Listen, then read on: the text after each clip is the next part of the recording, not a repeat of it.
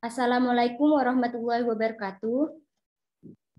Waalaikumsalam warahmatullahi wabarakatuh. Salam sehat bagi kita semua. Pertama-tama, marilah kita panjatkan puji syukur terhadap Allah Subhanahu wa Ta'ala karena telah memberikan rahmat kesehatan dan keselamatan sehingga kita dapat bertemu di Zoom meeting pada hari ini. Adapun topik yang kami bahas ialah ibadah sholat. Sebelumnya, perkenalkan nama saya Uni Nur Afifah yang akan bertugas sebagai moderator pada hari ini.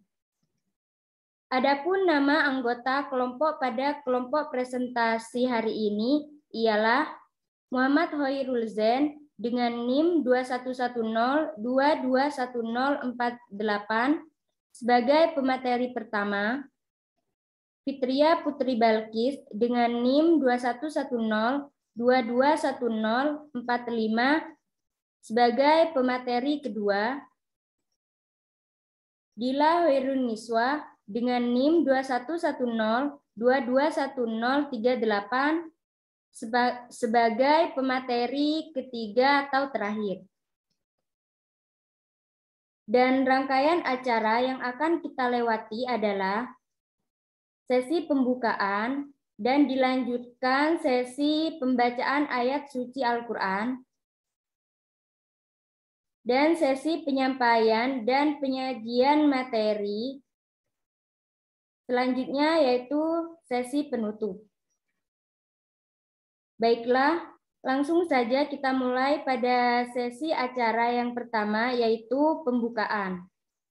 Marilah kita mengucapkan basmalah bersama-sama dan yang akan dilanjutkan pembacaan ayat suci Al-Quran oleh Mbak Niswa. Bismillahirrahmanirrahim.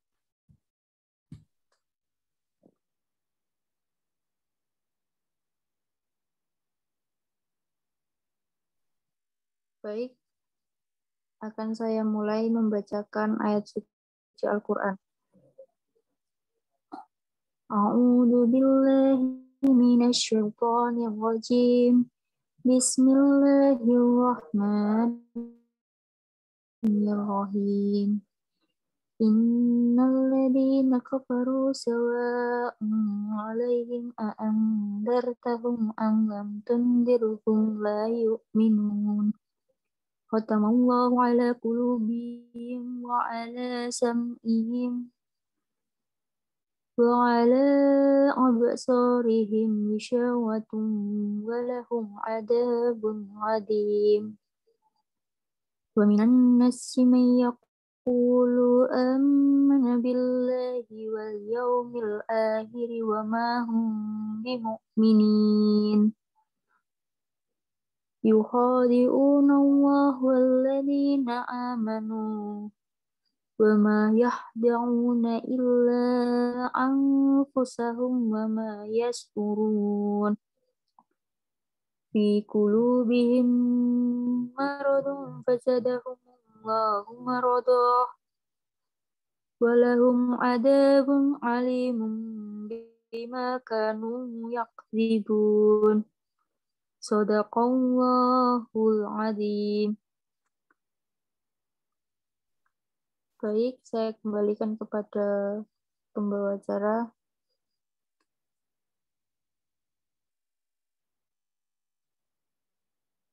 Diucapkan terima kasih. Selanjutnya ialah penyampaian dan penyajian materi. Saya persilahkan untuk Mas Zen membacakan materi pertama yang akan dijelaskan.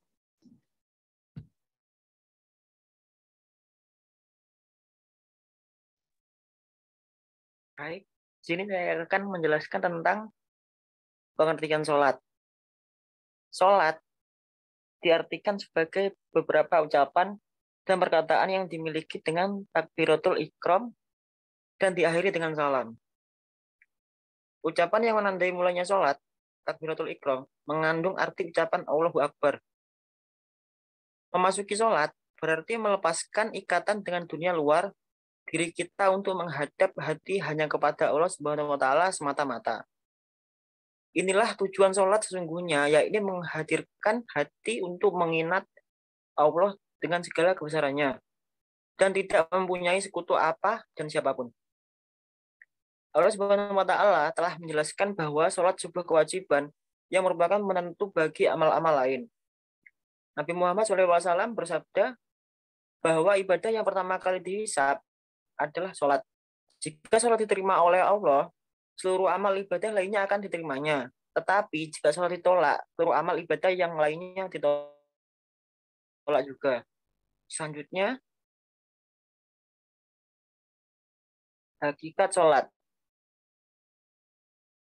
Hakikat sholat merupakan anugerah dan karunia Allah untuk mereka. Dengan sholat, hati seorang hamba dan seluruh anggota tubuh beribadah untuk hati lebih sempurna dan lebih besar.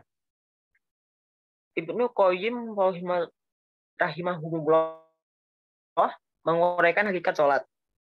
Tidak dapat diragukan bahwa sholat merupakan perkara yang sangat menggembirakan bagi hati orang-orang yang mencintainya dan merupakan kenikmatan ruh bagi orang-orang yang mengesahkan Allah.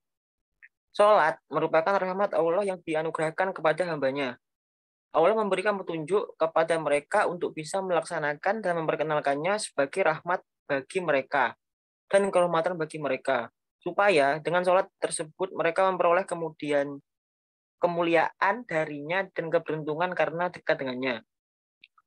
Allah menjadikan bagian anugerah untuk hati lebih sempurna dan lebih besar, yaitu berupa menghadap kepada Rabb yang subhanahu, bergembira dan merasakan keberkahan berdekatan dengannya, merasakan nikmat dengan mencintainya, riang gembira menghadap kepadanya, dan tidak berpaling kepadanya, dan tidak berpaling selainnya. Ada dua hakikat bagi sholat, yaitu hakikat lahir dan hakikat batin. Sholat, seseorang itu tidak akan dianggap sempurna, melainkan dengan menerapkan kedua hakikat ini sekaligus. Hakikat lahir itu ialah berdiri, membaca ruku, dan sujud. Hakikat lahir adalah yang dilakukan oleh anggota badan kita. Sedangkan hakikat batin adalah sholat khusyuk, hadir hati, ketulusan, dan keikhlasan yang sempurna, meneliti dan memahami bacaan-bacaannya. Selanjutnya,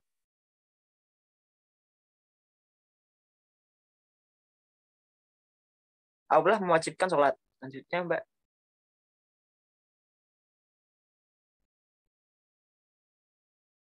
Mengapa Allah mewajibkan sholat?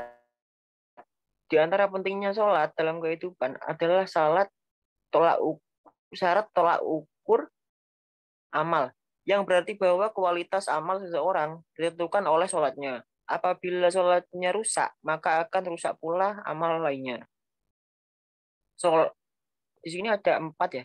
Sholat adalah tiang agama, sholat adalah kunci surga, sholat menjadi benteng yang menjaga diri kita dari perbuatan keji dan maksiat. Dan terakhir, sholat sebagai pengingat kita kepada Allah Subhanahu wa taala. Yang pertama, sholat adalah tiang agama itu disebutkan dalam hadis Rasulullah yang diriwayatkan oleh Baihaqi.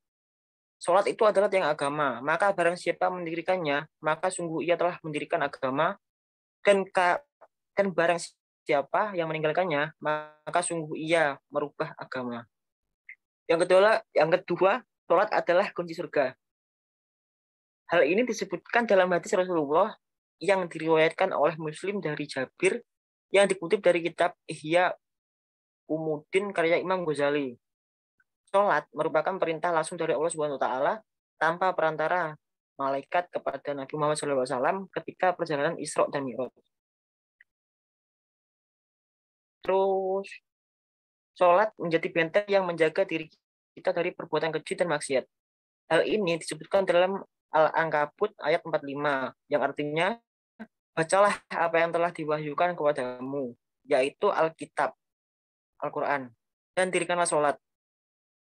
Sesungguhnya sholat itu mencegah dari perbuatan-perbuatan keji dan mungkar, dan sesungguhnya mengingat Allah adalah lebih besar keutamaannya dari ibadah-ibadah yang lain. Dan Allah mengetahui apa yang kamu kerjakan. Yang terakhir, sholat sebagai pengingat kita kepada Allah Subhanahu wa Ta'ala. Seperti yang dituliskan dalam surat At-Toha ayat 14, sesungguhnya aku ini adalah Allah, tidak ada Tuhan selain aku, maka sembahlah aku dan dirikanlah sholat untuk mengingat aku. Terima kasih, itu yang dapat saya sampaikan. Selanjutnya saya kembalikan kepada moderator.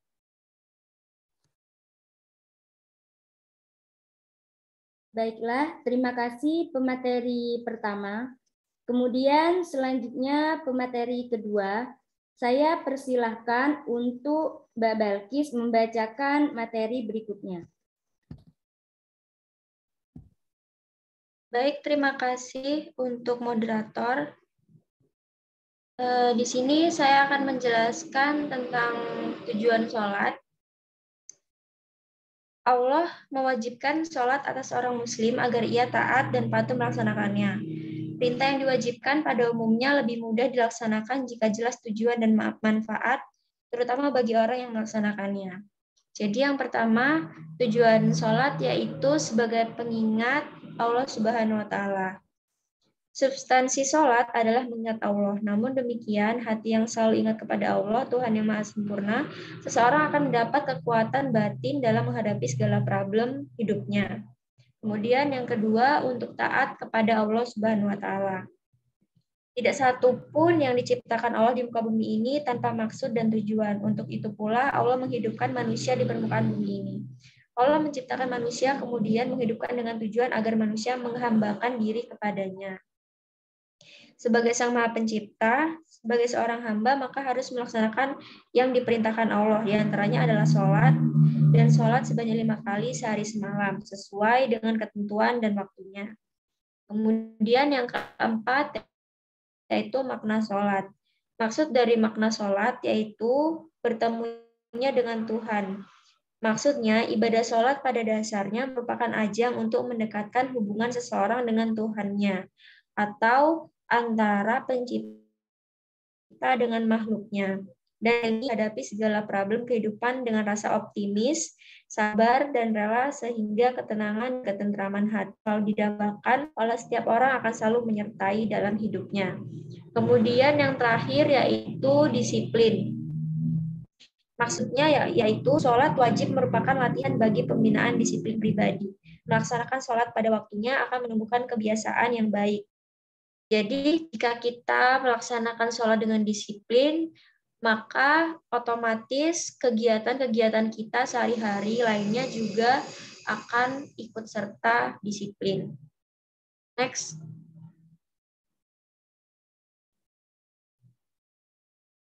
Nah, di sini saya akan menjelaskan juga fungsi sholat sebagai kewajiban setiap muslim mengerjakan sholat yang harus dilakukan.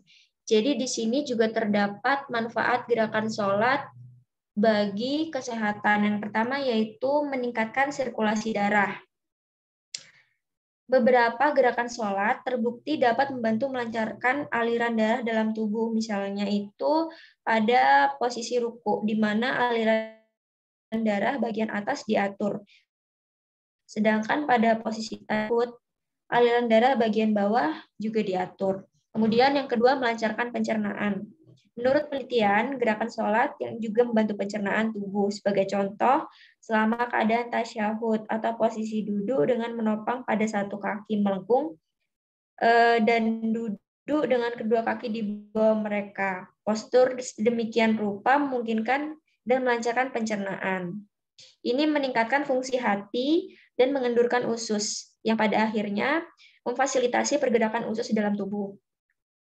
Kemudian yang ketiga, menjaga kesehatan jantung. Gerakan sholat ini melibatkan haluan di arteri belakang, sehingga tekanan darah yang mengalir ke jantung menjadi lancar. Kemudian yang keempat, membuat jiwa lebih damai. Seorang yang melakukannya dengan khusyuk juga akan merasakan jiwa yang lebih tenang, terlebih dengan doa-doa yang kita panjatkan pada Allah Subhanahu wa Ta'ala. Sholat menjadikan jiwa kita lebih tenang menjalani kehidupan. Next. Nah, sekarang saya akan menjelaskan ketentuan dalam mengerjakan sholat. Yang pertama, Di sini teman-teman bisa melihat ada 5 ketentuan. Yang pertama yaitu harus orang Muslim. Jadi ketika kita akan melaksanakan sholat, maka kita harus orang Muslim. Yang kedua yaitu berakal. Maksudnya di sini berakal kita sadar, tidak mabuk-mabukan atau tidak di luar kesadaran. Yang ketiga yaitu balik atau dewasa. Jadi ketika teman sudah balik atau sudah dewasa, harus wajib hukumnya mengerjakan sholat. Mengapa? Karena ketika kita sudah balik, maka dosa itu sudah sepenuhnya ditanggung oleh kita. Seperti itu. Kemudian yang keempat, suci. Maksudnya yaitu sesuai dengan peraturan sholat, sebelum sholat kita harus melaksanakan wudhu. Maka dari itu, ketentuan sholat ini harus suci atau bisa terlebih dahulu melaksanakan wudhu. Kemudian yang terakhir yaitu tertib. Maksudnya yaitu kita melaksanakan sholat dengan tepat waktu dan tidak menunda. Dan dalam gerakannya pun melaksanakan sholat harus sesuai dengan tata caranya. Seperti itu. Mungkin hanya itu yang bisa saya sampaikan untuk penyajian materi saat ini. Terima kasih. Selebihnya saya kembalikan lagi kepada moderator. Baik, terima kasih pemateri kedua. Kemudian selanjutnya pemateri ketiga atau terakhir. Saya persilahkan untuk Mbak Niswa membacakan materi berikutnya.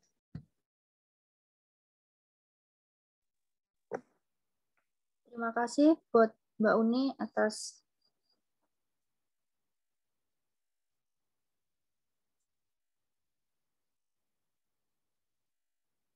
di sini saya akan menerangkan tentang hikmah sholat. Yang pertama, hikmah sholat itu ada 5. Yang pertama, mencegah dari perbuatan mungkar.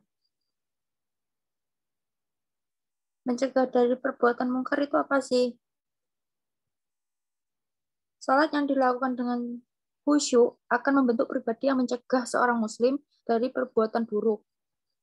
Allah berfirman dalam surat Al-Ankabut, sesungguhnya sholat itu mencegah dari perbuatan keji dan mungkar. Jika seseorang melakukan sholat dengan khusyuk, itu artinya dia sadar bahwa Allah selalu mengawasinya. Jika sudah memiliki kesadaran seperti itu, kecil kemungkinan seseorang untuk berbuat buruk. Jika ada orang yang melaksanakan sholat tapi tetap melakukan maksiat dalam hal keburukan apapun itu, artinya ia tidak mengamalkan dengan khusyuk atau sungguh-sungguh menghadirkan Allah di dalam sholatnya. Yang kedua, mendidik menjadi pribadi yang baik. Pribadi yang baik, pribadi yang disiplin. Sholat dapat mendidik seorang muslim menjadi pribadi yang disiplin. Setiap muslim dituntut untuk menghargai waktu dan sebaik-baiknya semaksimal mungkin di setiap kesempatan yang ada dan mempertahankan eksistensi diri sebagai seorang khalifah di muka bumi. Sholat adalah ibadah yang dilakukan pada waktu-waktu tertentu. Bila sudah tiba waktunya, harus segera dilaksanakan, sehingga secara tidak langsung perintah sholat yang tepat waktu dapat mengajarkan manusia untuk hidup disiplin dan bertanggung jawab. Untuk yang ketiga, meninggikan derajat. Allah akan meninggikan derajat dan menghapus kesalahan orang yang melaksanakan sholat. Rasulullah Shallallahu Alaihi Wasallam bersabda, hendaknya engkau memperbanyak sujud kepada Allah, karena engkau tidak sujud kepada Allah satu, memperbanyak sujud. Maaf, karena engkau tidak sujud kepada Allah satu kali, melainkan Allah akan menganggap kamu satu derajat dan menghapuskan satu kesalahan dari dirimu. Untuk yang keempat, membersihkan kesalahan dan dosa. Dengan sholat, Allah akan mengampuni dosa-dosa yang dibuat oleh seorang hambanya. Sholat juga dapat membersihkan diri dari kesalahan dan dosa yang dilakukan secara tidak sengaja maupun disengaja. Orang yang sholat dengan khusyuk akan selalu berusaha untuk menjaga lahir dan batinnya selalu bersih. Untuk kebersihan batin, mengucap soal kebersihan rumah, badan, hingga pakaian, sedangkan kebersihan batin, ia akan selalu menjaga diri dari perbuatan maksiat, tidak akan terlintas dalam pikirannya untuk berbuat jahat atau menodai kesuciannya. Yang kelima, meraih pertolongan Allah. Ketika sholat, seorang hamba berada di posisi yang sangat dekat dengan Allah. Dekat tersebut sangat baik untuk dimaksimalkan dengan berdoa, memohon pertolongan, meminta ampunan. Para sahabat Rasulullah tidak akan berkeluh kesah atau berputus asa jika sedang menghadapi kesulitan. Mereka selalu memohon pertolongan kepada Allah dengan memperbanyak sujud dan rukuk, sebab hanya Allah yang Maha Kuasa dan Maha Penolong. Next.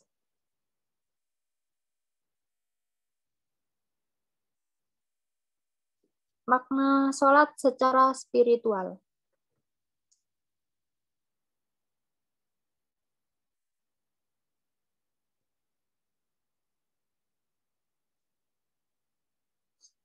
Makna sholat secara spiritual berasal dari kata spirit, dari bahasa Latin yang diantaranya berarti ruh dan pikiran.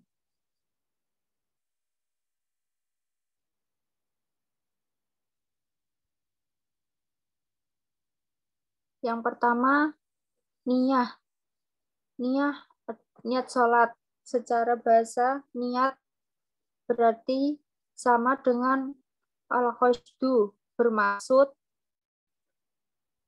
al-hazimah, tekad, al-irodah, keinginan, al-himmah, menyengaja. Niat merupakan keputusan hati, pernyataan dari alasan-alasan di balik perbuatan.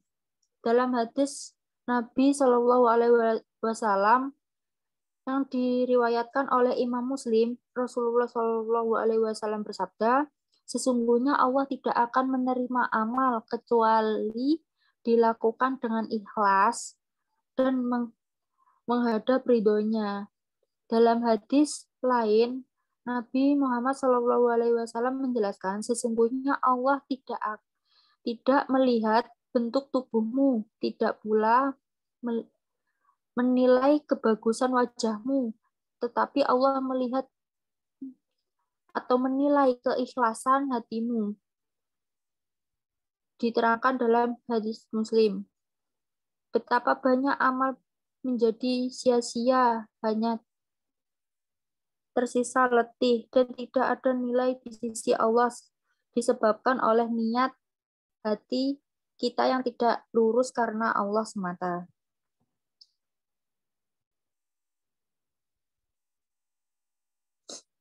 Yang kedua, takbir atau iftitah.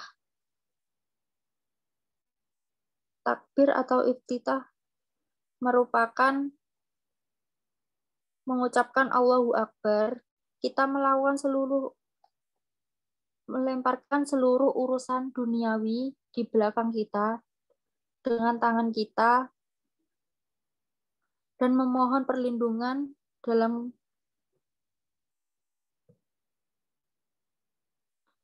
kasih sayang Allah.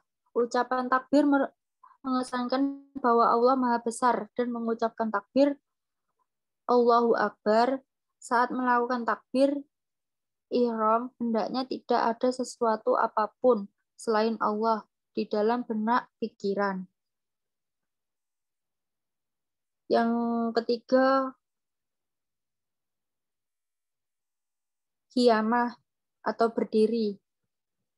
Memiliki makna kekuatan spiritual bagi ahli ma'rifah.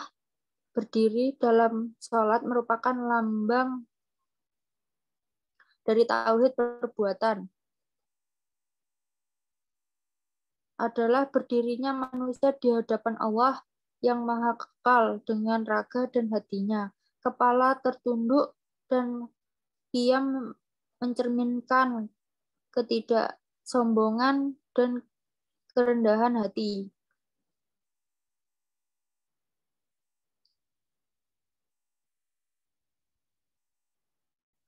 Qiraat. Qiraat artinya bacaan. Qiraat adalah bentuk menyukuri kesempurnaan Allah yang tanpa cacat, keindahan dan tidak dapat diserupai dan kasih sayang Allah tiada batas dengan mengucapkan alhamdulillah.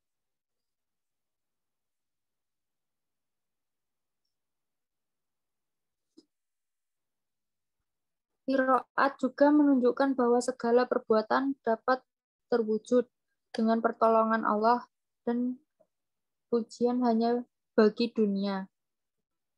Rukuk. Dalam posisi ini, manusia mewakili ibadahnya para malaikat. Menyembah Allah dalam posisi ini juga secara konsisten. Hewan-hewan selalu berdiri dalam rukuknya di atas tempat kaki mereka. Rukuk artinya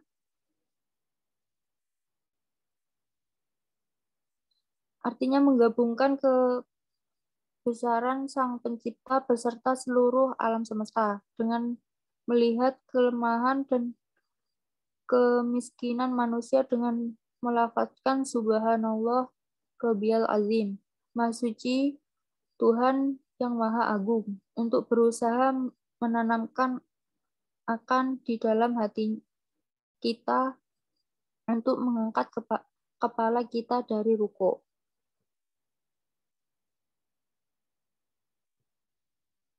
Rukuk merupakan wujud tata karma dan keadaban individu, dan sujud merupakan wujud keakraban.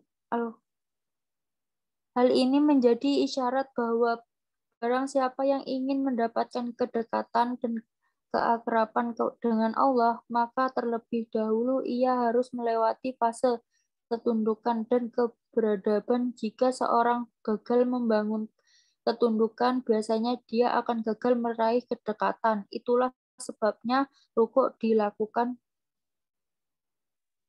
baru sujud. Yang keenam, sujud. Dengan posisi ini, manusia mewakili ibadahnya. Para malaikat secara terus-menerus bersujud dan binatang melata dan menampakkannya hampir selalu bersujud seumur hidupnya. Sujud adalah meninggalkan segala sesuatu selain daripada Allah. Dengan mengucapkan Subhanallah, Subhana Rabbiyal A'la, Maha Suci Tuhan Allah yang Maha Tinggi. Nabi Shallallahu Alaihi Wasallam menjelaskan seorang hamba menjadi paling dekat dengan Tuhannya ketika bersujud, maka perbanyaklah doa dalam sujud.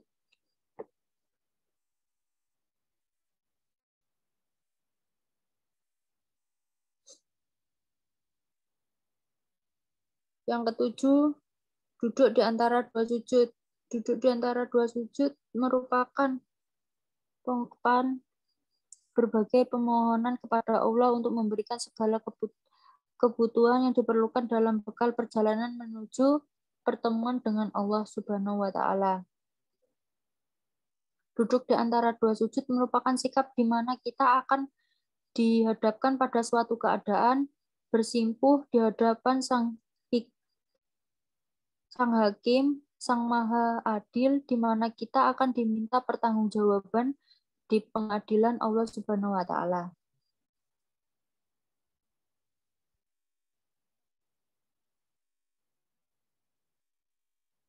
Qada atau duduk tasyahud.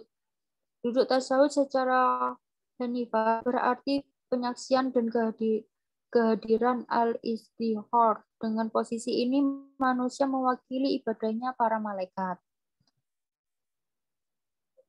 Salam. Salam adalah ucapan mengakui adanya manusia lain yang sama-sama dalam perjalanan.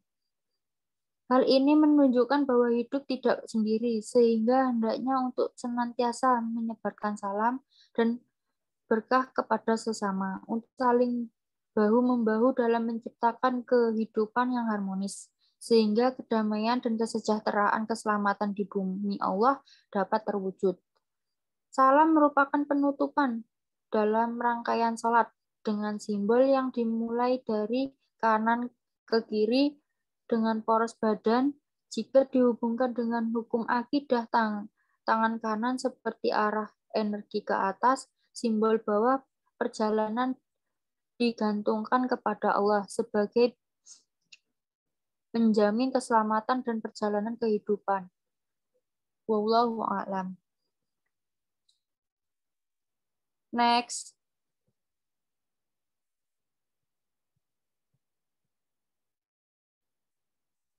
Ancaman bagi yang tidak mengerjakan sholat.